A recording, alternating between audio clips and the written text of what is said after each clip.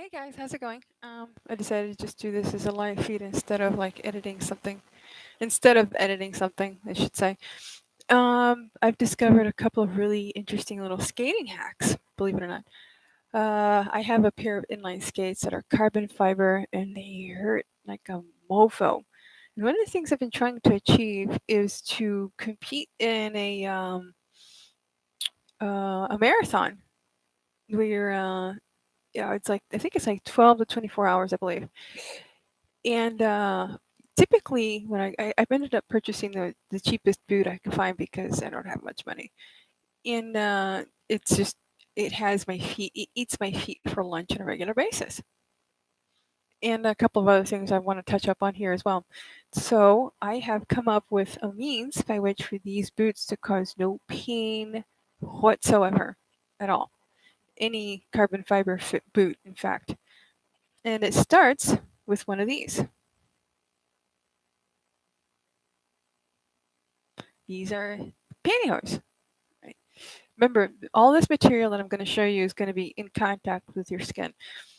Most of us, we all do when we're skaters, we do exactly what other skaters do, or what our parents tell us to do, what our coaches tell us to do. And coaches aren't entirely into experimenting with other ways, what's routine, like putting on a blister pad, or using a specific type of cream, or how to soften your skates and all this jazz. Heat actually softens skates pretty well. It's been kind of neat learning how to heat mold carbon fiber, which has been really fascinating and really weird to stick my boots in an oven, like my freaking $100 boots. But it works. Anyway, um, this is a piece of pantyhose. You go to the store and you buy a nice thick pair of pantyhose. Now remember, the material has to be nice and slippery. This is a rubber coating. All right, this is nice and rubber. You get a pair of pantyhose, whether man or female. You're gonna get weird looks. Just say you're a ballet dancer or something. Then make sure you measure the pantyhose and cut them. You have to get two pieces of this, two pieces. And what you're going to do is you're going to take the first piece, which does not have the foot, the covering, and put that over your foot first to make sure it covers the bones and any areas that kind of get sore after a specific period of time. This is a your base layer. This is the layer that actually moves with your foot. Then you have this second layer here. Make sure see the seam here on the pantyhose? Make sure it is on the outside. And put that on, and you pull that slightly to where your toes have motion. And you put that over the bone. Very thin material. Then you go. I know this is a disaster, but trust me, you're going to enjoy this. Yeah, some trouser socks. They sell these at the dollar store, and I'm going to go into a situation with the dollar stores in a moment. But make sure the material, once again, no ridges. This is similar to the pantyhose, but a little thicker. The material has to be the same structure, the same consistency, and the same texture as the pantyhose, but they are trouser socks. All right, you can buy these for $1 at any dollar store. And you put that over the pantyhose. Once again, much like the information from the pantyhose, the seam needs to be on the outside. Do not wear the seam on towards your foot. It needs to be towards the skate. And for speed skaters, you get a pair of these. Once again, look, I know I've seen a lot of speed skaters wear the socks where they have the thick ridges. All right, this is going to be on your skin. So something that does not have the thick ridges, this is another rubber coating, and this is going to be the outside connector to the skate. This will actually move with the skate.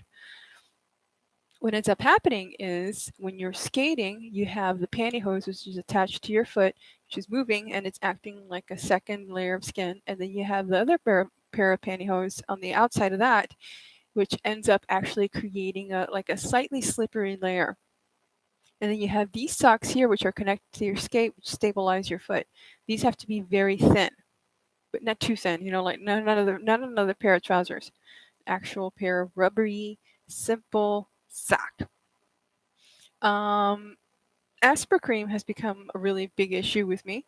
I use it to, just to help my feet in case they do start opening up. But ever since I started using this project, or using these products here, I haven't had a single blister show up on my feet, and I go skating for hours.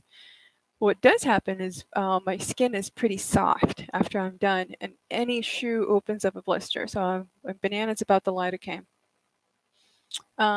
This actually physically works. It works.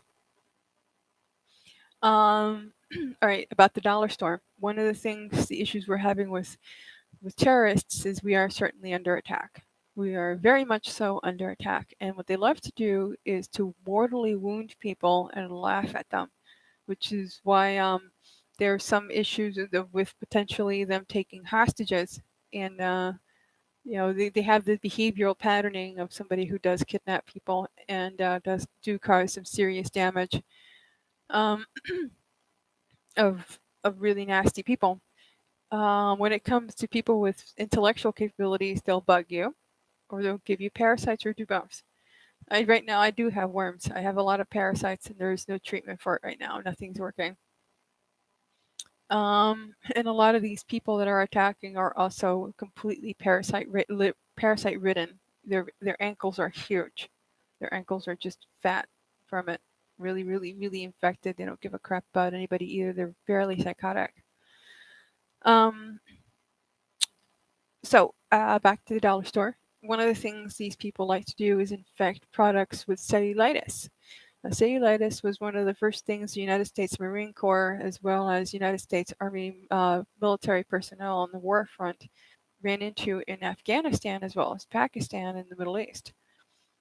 That they would use the cellulitis in order to retard military uh, military movements. I found a cure, like an absolute cure that works within a few hours. You have to pick up some soap base from like one of the craft store or whatnot. One of these glycerin soap bases is like $9.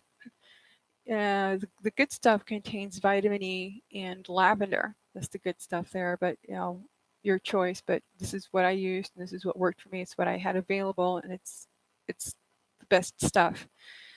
Then you pick up some zinc from the store, like zinc gluconate. Make sure this stuff is zinc gluconate. You go ahead and you mill down like maybe 2 pills, and you make sure this is a fine powder. Do not inhale it. Wear a mask if you have to, or do whatever you can, but do not inhale it or dissolve it any way you can. Now, once you start adding water to the soap base, it'll liquefy it tremendously. So don't add too much water if you plan to dissolve it that way. Along with that, you add one, I'd say like a half of a potassium gluconate. And then go ahead and just kind of mash that up in there and add it to the zinc gluconate. Then you take a half, actually, take a whole lysine, break it up, and uh, take a half of a lysine and add it in there. Mash that up really well.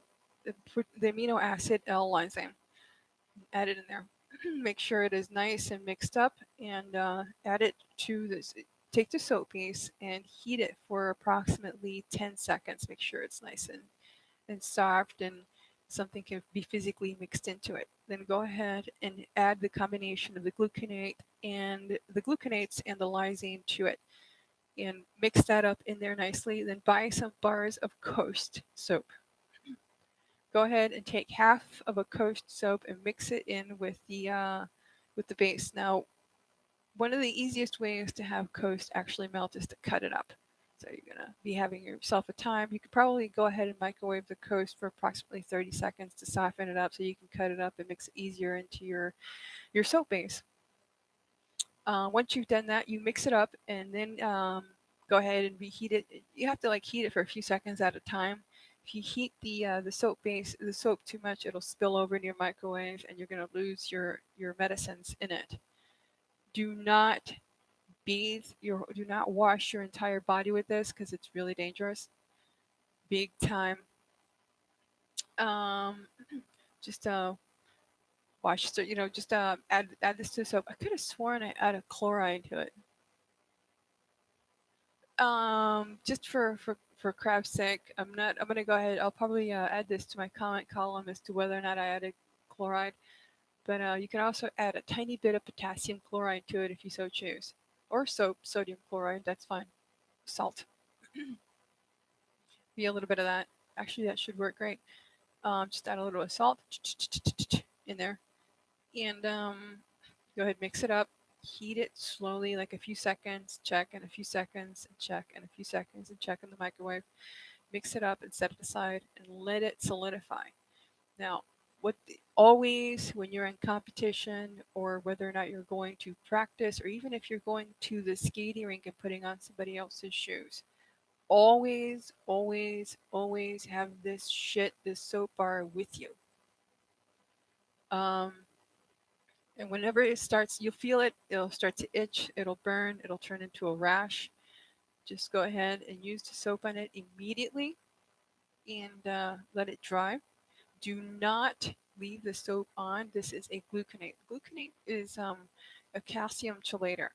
It means it'll reduce the calcium content of your bones. So if you get this on your foot, or if you have cellulitis on your foot, wash it with the particular bar of soap. Leave it there for a second and immediately rinse it.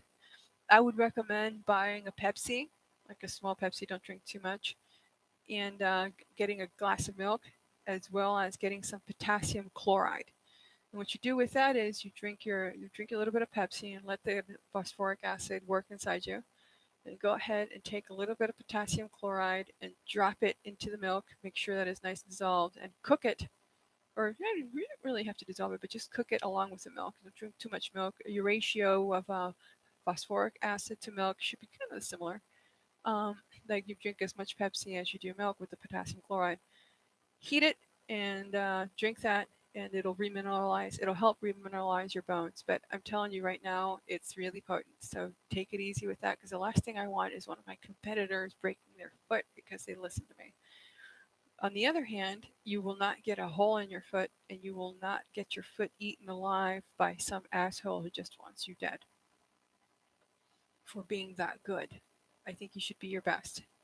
Now, let's go off into something else, which is lidocaine. Of course, actually, I already went on that. One of the things competitors have to deal with on a regular basis is lactic acid buildup. It's a bitch. It's a huge bitch. There is a simple food out there that you can buy called Maruchan Japanese noodles without sodium alginate. What this does is contains a product called sodium carbonate and potassium carbonate, both of which are very, very alkaline. Now, you should drink a lot of water when you're consuming this. Don't eat it too often because it is a washing soda and it's very potent. Once in a while, probably a good idea is to go ahead and to test that before practices once in a while to see how it affects you. You know, eat it before practice along with maybe some protein or something, and or some other food. Digest it completely. Don't sit there and try to make yourself barf, and then go to practice and see how that works for you. Don't eat it daily. Don't eat it like all the time, especially if you're in good health. If you're in good health, just occasionally before competition or before practice. It is very good for you. And finally, blood doping. The infamous blood doping, disgusting habit that a lot of competitors have, even cyclists do this shit. Um, to where they sit there and they put blood in a vial, stick it in the fridge, and then later on use it to add it to their bodies. That is extremely unnecessary.